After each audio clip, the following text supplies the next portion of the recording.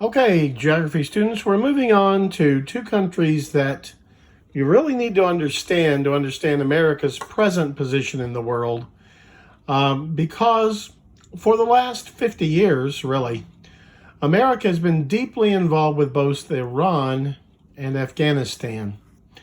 A history teacher in me just can't resist telling you that the United States actually overthrew the government of Iran in 1954 and established a dictator in the form of an emperor on the throne of Iran. His name was Shah Reza Pahlavi, and his son would follow him on the throne. They were close allies of the United States. We had been responsible for them ruling Iran. And then in 1977, Shah Reza Pahlavi II was overthrown by an Islamic revolution. In short order, a large number of American diplomats were seized and held prisoner in the capital of Iran, Tehran, for 444 days. Eventually, they were released when Ronald Reagan became our president in 1981. But ever since, Iran has been pretty much an implacable foe of the United States. We've never gone to full-on war with them, but we have opposed them all over the Middle East. They have sponsored groups the United States considers terrorist groups who've attacked Israel.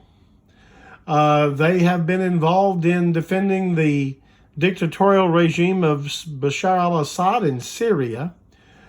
And they are brutally repressive of their own people who don't share the leadership's hardline version of Shia Islam. It is widely believed that they have pursued in the not too distant past and are likely to still want to have an atomic bomb, which they might well want to use against Israel. So you can see that understanding Iran is a very important thing for Americans. You can't understand the Middle East today without knowing a little bit about Iran. But first, the geography of the physical land. You can see where it is. There's your Persian Gulf. Remember how much of the world's oil supply, well over a quarter of the oil on Earth, passes through that waterway on the way to the rest of the world. It's right next to Iraq. You remember I might have mentioned in the 1980s, Iraq and Iran fought a terrible war against each other over control of a waterway right here that's necessary for shipping oil out of Iraq. Iraq, this is the this is altitude shown here. It is a mountainous country. This is one range of mountains, the Zagros Mountains. There are more mountains in the north of Iran. It is next to Afghanistan, which is another country that the United States has been deeply involved with. The Soviet Union, our adversary in the Cold War, invaded Afghanistan in 1979 and kept troops there for 10 years until 1989. And the United States armed and supported the opponents of the Soviets in Afghanistan. So Afghanistan proved to be very much like Vietnam did for us to the Soviets, and we were the ones giving weapons and help to the enemies of the Soviets in Afghanistan. So since the 1980s, we've been very much involved in Afghanistan. And of course, it was Afghanistan where Al-Qaeda trained for its big attack on us on September 11, 2001. The attack on New York City and Washington, D.C., that Al-Qaeda launched on 9/11 was planned right there in Afghanistan, where Al-Qaeda had terrorist training bases. As a result, in November 2001, we attacked Afghanistan and overthrew its government. The Taliban had ruled Afghanistan with an extreme, fierce form of Islam, and we overthrew them. But they didn't disappear. The Taliban just went up in the mountains and has been waging an 18-year-long war against us and the government we installed in Afghanistan. So American fighting men are there right now. They have been for 18 years in Afghanistan. So again, you can't understand the world America is part of without understanding Afghanistan. But if these are fairly high mountains in Iran and up here, these are even bigger. These are the Hindu Kush Mountains. And much of Afghanistan is extremely mountainous. This is why we've had a very hard time defeating the Taliban. As you know, the first rule of defensive warfare is to take the high ground. If you're a native of a country full of mountains, it is extremely difficult for outsiders to ever defeat you. But we have been trying now for 18 years. This is climate, and you can see that the heartland of Iran is very harsh desert, but the rest of it is semi-arid. That would be like out around Amarillo in the panhandle of Texas. That's semi-arid. This is a Mediterranean climate. This is where much of the population of Iran lives. Tehran, Tabriz, two biggest cities are right here in this Mediterranean climate zone.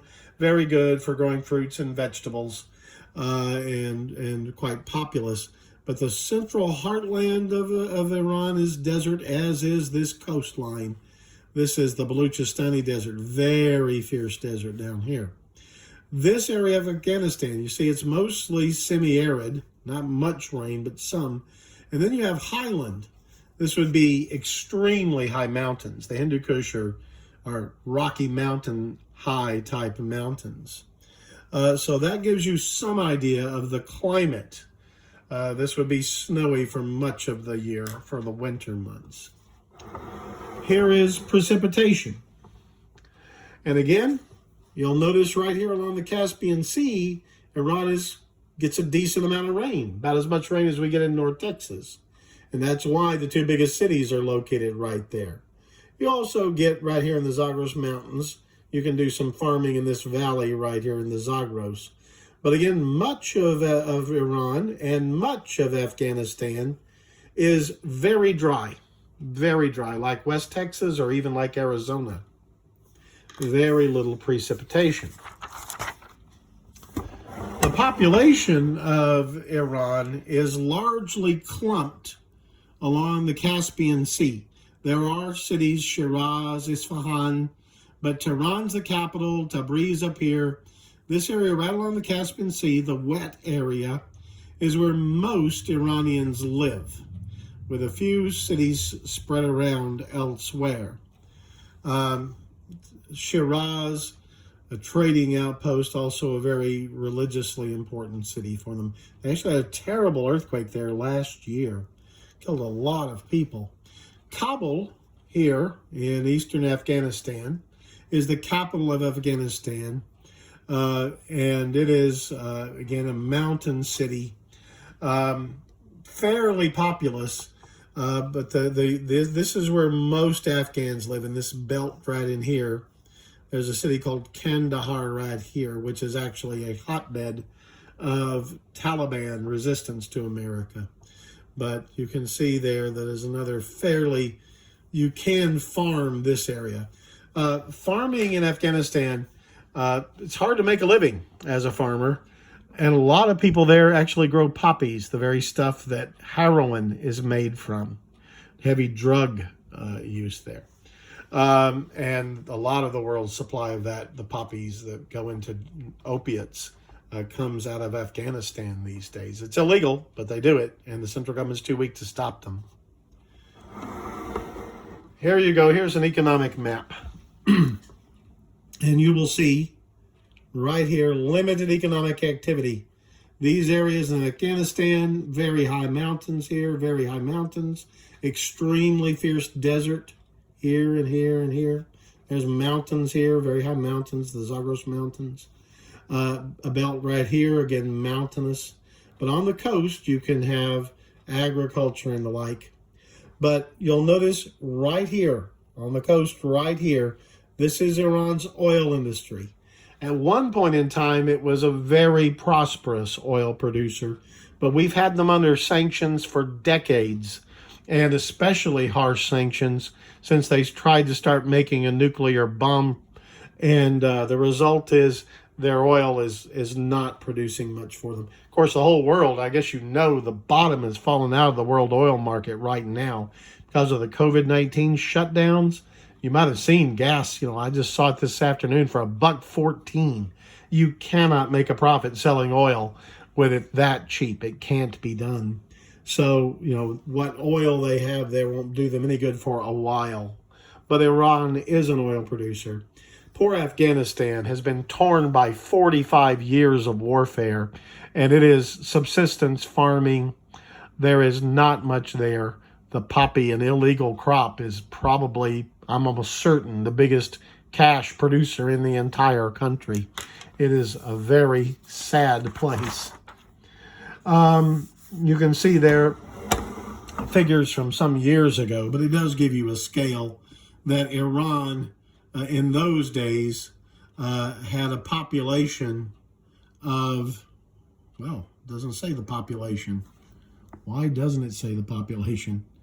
I would have thought it would. Okay, I'm going to flip over here. Oh, there you go. It's on the next page. My apologies. The population of Iran, 66.1 million people. That is 3 times the population of Texas for a country that is about a little less than 1.5 times the population of the area of Texas. That tells you that they are crammed into those cities I pointed out before, much more densely than American cities. And the population density, you'll see, 104 people per square mile. Just to give you a comparison with the United States, it's 76 people per square mile in the United States. Afghanistan, up here on the top, you'll see, well, I guess you can see. Let me try to slide it a bit. Afghanistan is 26.8 million, slightly more people than Texas has in it. It's about a Texas-sized area. Again, though, the mountains, you can't live in them, not many people anyway. So they do tend to be crammed into one valley around Kabul, and then that agricultural land stretching down towards Kandahar I showed you. Okay, now, religion is very important for understanding both Iran and Afghanistan.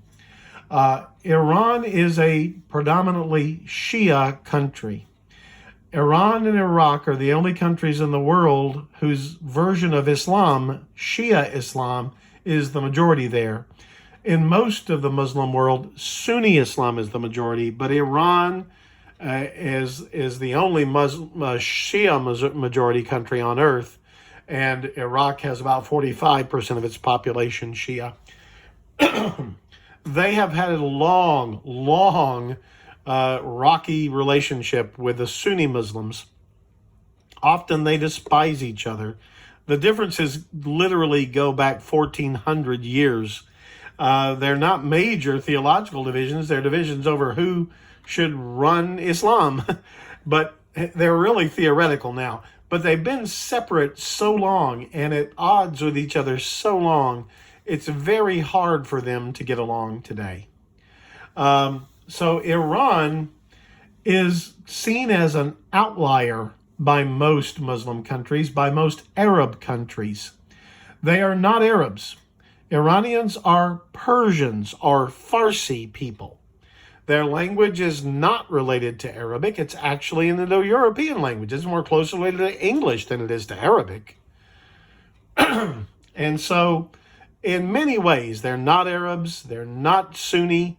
They don't really fit with their neighbors, and especially the Saudis have been giving them a very hard time for a long time. But Iran is a very populous country, and it used to be a rich country. It is the descendant of the great Persian Empire of antiquity. And they want that prestige back.